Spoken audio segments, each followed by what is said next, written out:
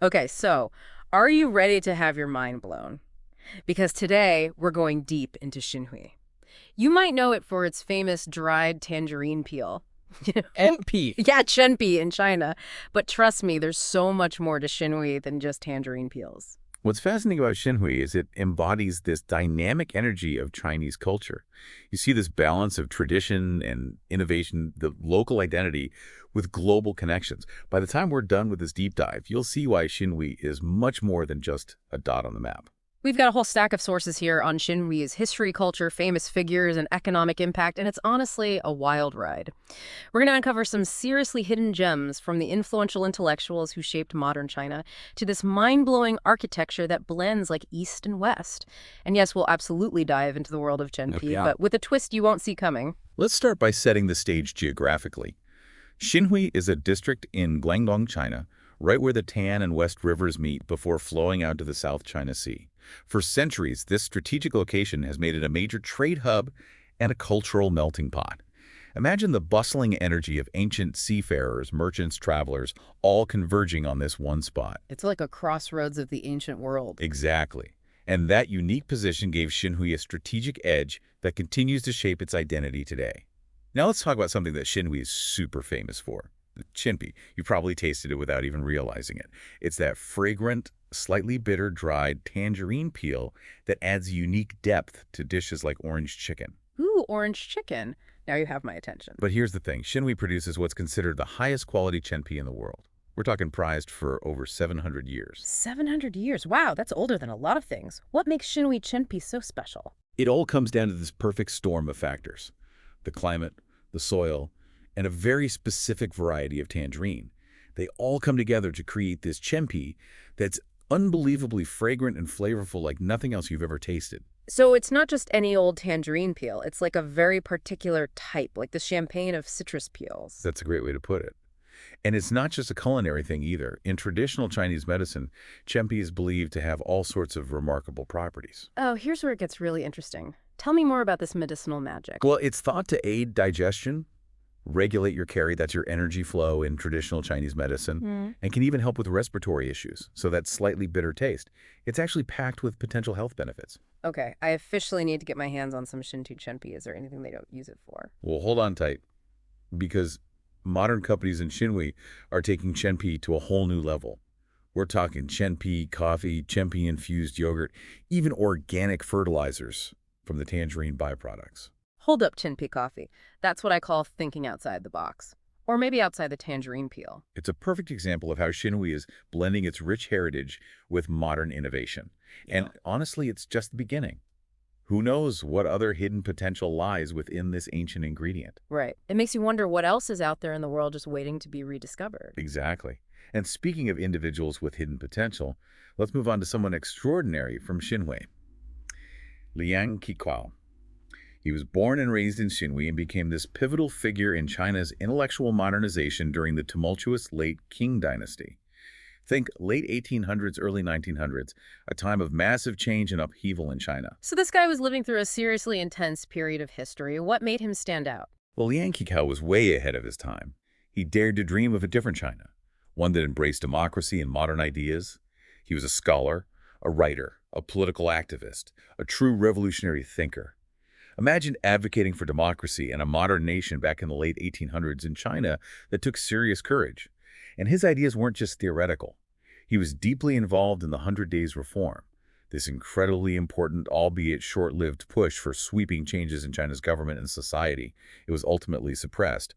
But Liang's ideas about democratic principles, modern education, even his questioning of some deeply held Confucian beliefs had a ripple effect that continues to this day. Wow, he sounds like a total rock star, a real intellectual rebel. Yeah. But you mentioned Confucianism. How did those ideas fit in with his vision for a modern China? That's such a great question because it gets to the heart of what makes Liang Qiqao so fascinating. He wasn't simply trying to import Western ideas wholesale. He believed that China could modernize while still preserving its core values, and Confucianism, with its emphasis on education, social harmony, and moral uprightness, was central to that. So it was about finding this balance between progress and tradition. Exactly. And, a lot of the overseas Chinese communities we talked about earlier, they were really drawn to Liang Qiqao's ideas. They'd seen firsthand how democracy and modern institutions worked in other countries, and they wanted to bring those ideas back to Xinhui, back to China. But they also understood the importance of their cultural heritage. So it was this really dynamic exchange of ideas happening. Okay, mind officially blown. It's amazing to think about how these seemingly separate threads, innovative thinkers, global communities, ancient traditions, all weave together to create Xinhui's unique story. Right. And speaking of connections, remember how we talked about Xinhui's location at the confluence of the Tan and West Rivers? Well, that location also played a key role in the formation of a larger cultural region called the Sea region. It encompasses 4 counties, including Xinhui, Taishan, Kaiping, and Enping. Think of it as this cultural and linguistic region within Guangdong that has its own distinct flavor. So Xinhui is like one piece of this larger cultural puzzle. Yes, and what's fascinating is that even though each county in the Sea region has its own distinct local traditions, the people share similar customs, dialects, even a certain way of life. They have this shared heritage that binds them together. And guess what played a huge role in shaping that shared identity? Okay, you've totally piqued my curiosity. Let me guess it's those incredible overseas Chinese communities again. Bingo. Yeah. The emigration from the Sea region, especially during the 19th and early 20th centuries, had this massive impact on shaping its cultural identity. Think about it. People from Xinhui, Taishan, Kaiping, they all ventured out to Southeast Asia, North America, even Australia, seeking new opportunities. But even when they settled in these faraway lands, they didn't forget their roots. They often formed associations based on their sea heritage. It's like they carried a piece of home with them wherever they went. Exactly. And these associations weren't just social clubs. They provided support for new arrivals, helped preserve their customs, and even sent money back to the Sea region to fund schools and infrastructure. It's an incredible example of how migration can actually strengthen cultural ties across vast distances. It really makes you think about the power of community even when people are scattered all over the globe. Right. And, this brings us back to Confucianism, which, as we mentioned, has been a major influence on Chinese culture for centuries. Xinhui is no exception. In fact, the district has a Confucian temple that's a testament to the enduring influence of those values. Family education, social harmony, they're all deeply embedded in the fabric of life there. It's interesting how these threads keep intertwining global migration, ancient philosophies, local traditions. I'm starting to understand what you meant about Xinhui embodying the dynamism of Chinese culture. And here's another layer to consider: those Xizhi pagodas we mentioned earlier. They're not unique to Xinhui, but they represent this fascinating cultural practice tied to Confucian respect for knowledge and the written word. Essentially, it involves burning papers with written characters on them as a way of showing reverence. So it's like a ritualistic way of honoring the power of language and learning. I can definitely see the Confucian connection there. Right. It's a powerful reminder of how seemingly simple cultural practices can have deep philosophical roots. And these pagodas often feature Confucian symbols and inscriptions that reinforce those values. It's a visual representation of the importance that education and scholarship hold in Chinese culture. Okay, from ancient temples to cultural practices, it's clear that Xinhui has this deep sense of history. But I have a feeling there's also a wild side to this place, right? Tell me Xinhui has mountains. Mountains are always good. You read my mind. Xinhui is home to Gifeng Mountain, one of its most famous natural landmarks. And you're right, mountains usually do mean breathtaking views. Imagine lush forests, winding trails, and these stunning vistas overlooking the surrounding countryside. It's a hiker's paradise. Okay, now you're speaking my language. Sign me up for a hike. What else is up there? But it's not just about the natural beauty. Gifeng Mountain is also steeped in history and cultural significance. It's home to temples, pavilions, and other structures that reflect traditional Chinese aesthetics. For centuries, people have come to Gifeng Mountain for spiritual retreat, for inspiration, for a connection to nature. It's a place where you can truly feel the weight of history and the beauty of the natural world all at once. Okay, now I'm really intrigued. So we've got ancient history, stunning natural landscapes, and this incredible global diaspora. What's next on our Xinhui adventure? Well, let's shift gears a little bit and talk about how Xinhui is embracing the future, especially when it comes to sustainability. Remember how we talked about chenpi's modern makeover? It's not just about, trendy new products. There's a whole movement happening in Xinhui to revolutionize agriculture and create a more sustainable future. Ooh, sustainable tangerine peels. Now that's something I can get behind. Tell me more about this movement. So companies in Xinhui are partnering with universities to develop these eco-friendly farming practices. They're using tangerine byproducts for things like organic fertilizers, and they're exploring clean energy solutions. Using those byproducts. They're not just preserving the tradition of chenpi. They're actively ensuring that tradition has a future in a world that desperately needs those creative solutions. Wow, that's impressive. Talk about taking a holistic approach. It's like they're saying we're going to honor our past by protecting our future. Exactly. And this commitment to sustainability is becoming increasingly important in China. Xinhui is showing the world that it's possible to be modern, a forward-thinking society while still honoring your heritage and protecting the environment. It's a powerful model for others to follow. Okay, this deep dive into Xinhui is seriously making me rethink my assumptions about this place.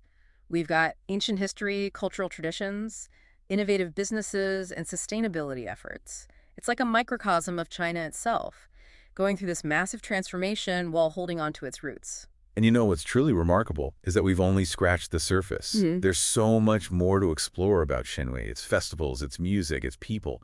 Each layer reveals something new and fascinating. Well, before we get too carried away, I have to ask, what part of Xinhui's story has resonated most with you during this deep dive? What's really stuck with you? Ooh, that's a tough one.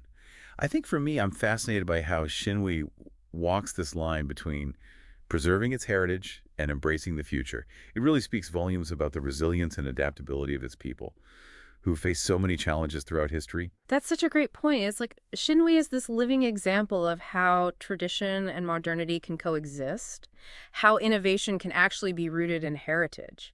It's inspiring, really. I think what really got me was the overseas Chinese connection and how these communities played such a huge role in shaping Xinhui's identity. Their contributions to the economy, to architecture, even to the intellectual debates of the time, it's remarkable. Absolutely, their impact is undeniable. Yeah. And, it really makes you think about the countless individual stories of those who left, seeking a better life, Yeah. yet always carrying a piece of Xinhui with them. Right, these incredible personal journeys that ultimately shaped the destiny of a place. It reminds us that history isn't just about dates and events, it's about the people who lived through them and the choices they made. Speaking of people and their stories, we can't forget about the vibrant cultural contributions that make Xinhui so unique. We talked about the Confucian influence, but what about other aspects of Xinhui's cultural scene, like music dance theater? Oh, right. I'm always up for a good show. What's happening in Xinhui's art world? Well, Cantonese opera is huge in Xinhui, as it is throughout Guangdong. It's this traditional form of Chinese theater that combines singing, acting martial arts, elaborate costumes. It's a total spectacle. Ooh, Cantonese opera, the music, the drama, these amazing costumes. It's so captivating. And in Xinhui, they often incorporate local stories and legends into the performances, which keeps those traditions alive for new generations. But it's not just about preserving the past. They're also experimenting with modern adaptations, using new technology and staging techniques to appeal to younger audiences. It's like they're finding these creative ways to make sure those ancient art forms stay relevant in today's world. Exactly. And it's not just opera. Remember Guangzhou Ancient Alley, that historical street we talked about? Yeah. It's become a hub for all sorts of cultural events, from traditional music and dance performances to craft workshops and food festivals. It's a great way to experience the vibrancy of Xinhui's culture firsthand. It sounds like the perfect place to wander around and soak up the atmosphere, maybe sample some of those traditional snacks while you're at it. Oh, absolutely. It's a feast for the senses. And we can't forget about Bird's Paradise. I can imagine that tranquil setting inspiring all sorts of artistic expression. Right. You've got lush, greenery, tranquil waterways, the symphony of birdsong. It's like a living, breathing work of art.